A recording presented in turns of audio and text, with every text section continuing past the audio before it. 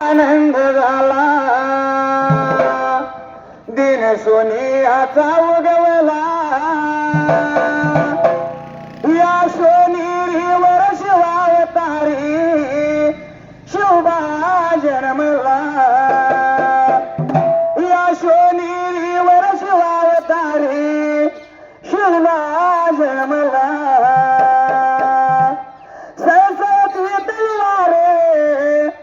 मराठ्यांची शान जिजाऊच्या पोटी जन्म घेतलाय ओ शिवबाने अठरा पगड जातीचे मावळ संगती ओ घेऊन स्वराज्य मिळविले हाती भगवा घेऊन मुद्रा करूया राजाला सुरुवात करूया रामायणाला या सोनेरीवर शिवावतारी शिवबा जन्मला या सोनेरीवर शिवावतारी शिवबा जन्मला वजवगड खानाचा वरदास माझ्या शिरावर ताप मारडिंबाड्या ढोलावर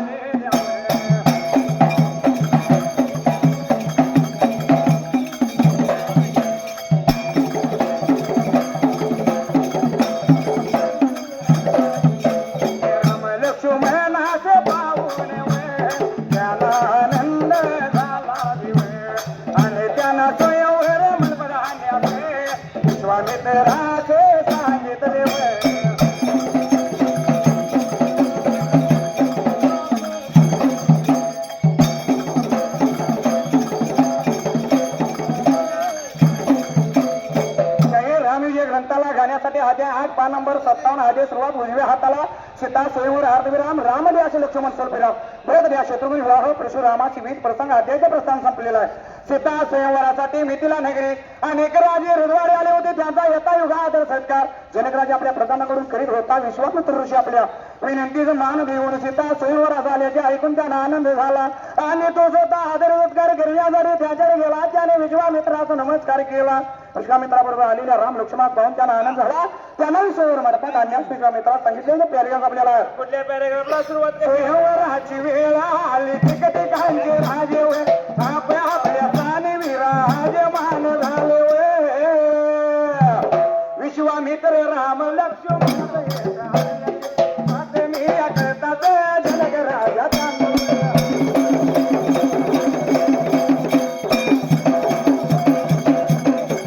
सामोरा गेला ज्ञान सभा मंडपात देऊन हाला ज्ञान सन्मान प्रवक उच्च स्थानी बसवले होय राम लक्ष्मणाचे दिव्य तेज पाता सर्व राजतक झाले होय. इतक्यात सोन्याच्या अंबारीत बसून त्यांचे आपल्या सगळ्याचे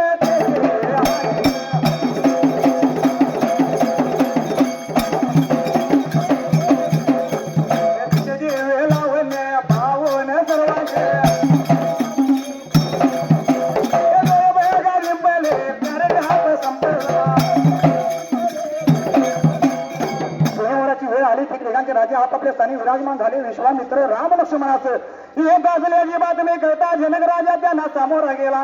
त्यांना सभा मंडपात घेऊन आला. त्यांना सन्मान प्रभूच्च स्थानी बसवले. व राम लक्ष्मणाचे दिव्य तेज पाहताच सर्व राजे थक्क झाले. इतक्यात सोन्याच्या अंबारीला बसवून जानकी आपल्या सख्यास तेथे आले. तिचे दिवे लावणे पाहुणे सर्वांचे डोळे झेपले. पॅरेग्राफ संपलेला आहे. आणि पुढल्या पॅरेग्राफला सुरुवात कशी असायला सीता मंडपात आल्या वाहने कडून राजाने शब्दाला भान संपले. शिवधनुष्य मनवाने आणि म्हणाले या प्रचंड शिवधनुषा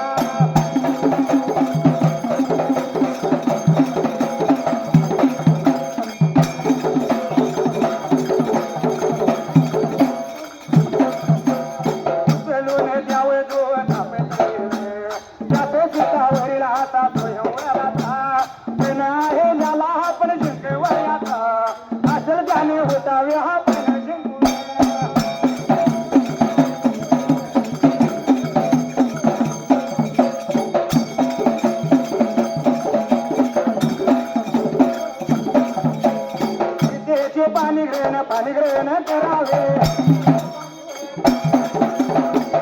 मंडपात आल्या अनेक लोकांकडून राजाने शब्दाला पान जपला. हातपान पानाला डाव्या हाताला शिवधनुष्य मंडपात आणले आणि म्हणाला सोबे शिंगल नाव या प्रचंड शिवधनुष्या गोतरून त्या होता तरविन त्या सीतावरीलाचा स्वयंवराचा पण आहे ज्याला हा पण जिंकवायाचा असेल त्याने होता हा पण जिंकून सीतेचे पाणीग्रहण करावे. अवतून पुन्हा पॅरेग्राफ संपलेला आहे. पुढल्या पॅरेग्राफला सुरुवात कशी असायला जनकाचा हा पण ऐकून तो एकमेकाकडे पाहू लागला. इतक्यात रावण हे ते आला मोत्या गर्वाने राजाच म्हणाला राजा तुला माझे सहा मरते माहीत नाही म्हणून तो हा धनुष्याचा पण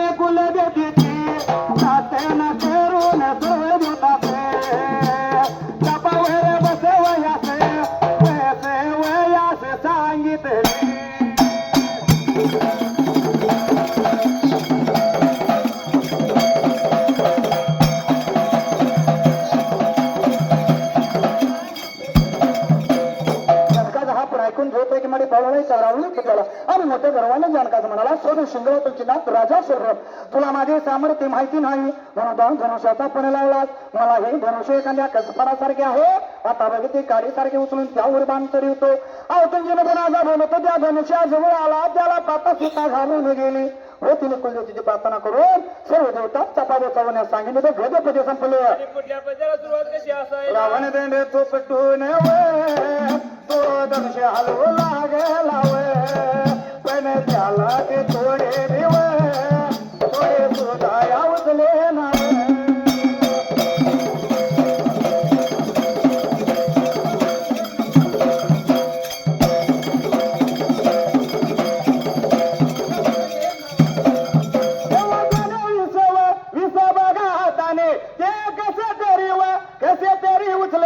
आणि उभे करतात त्याच्यावर प्रचंड या भाराने त्याचा तोल या गेला आणि तो तारा पडला.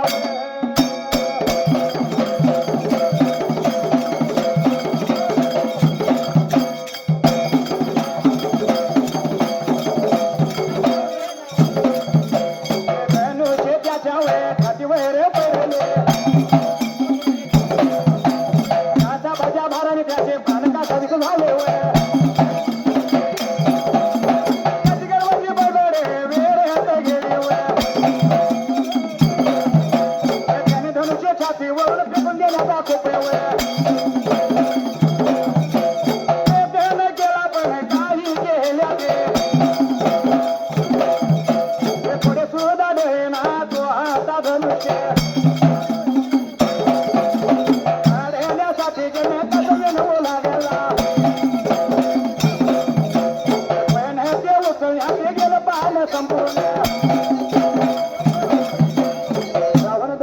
धनुष्य हलवू लागला पण त्याला ते थोडं सुद्धा उचलला. तेव्हा त्याने 20 हातांचे कचोरी उचलले आणि उभं करतात त्याच्या प्रचंड भाराने त्याचा तोल गेला आणि तो उठताना पडला. धनुष्य त्याच्या छातीवर पडले. त्याचा पाच्या भाराने त्याचे प्राण कास्तवीस झाले. त्याची गर्वाची बरोबर व्यर्थ गेली. त्याने धनुष्यातून फेकून देण्याचा खूप प्रयत्न केला पण काही केला तो थोडी सुद्धा देईना. तो आता धनुष्य काढण्याच्या नकाश मिळाला पण ते उचलण्याचे शब्दाला पान संपले.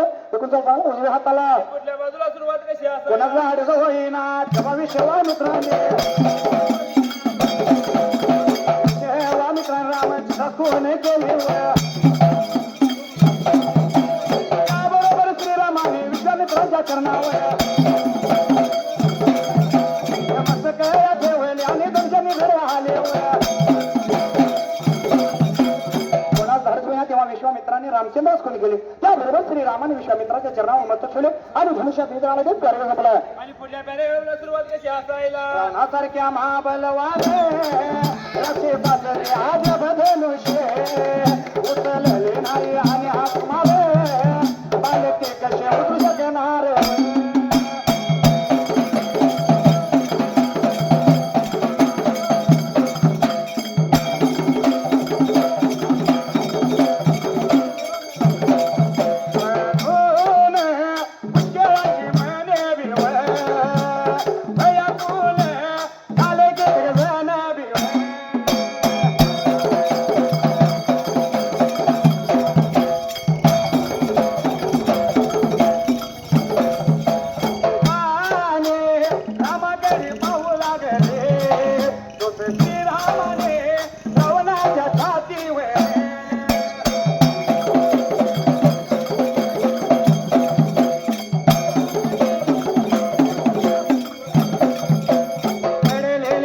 धनुष्य उचलले आणि बाण लावून तो सोन्यासाठी वाटेल्या बरोबर कडके ढाटे होऊन मोडून पडला मोडून पडला.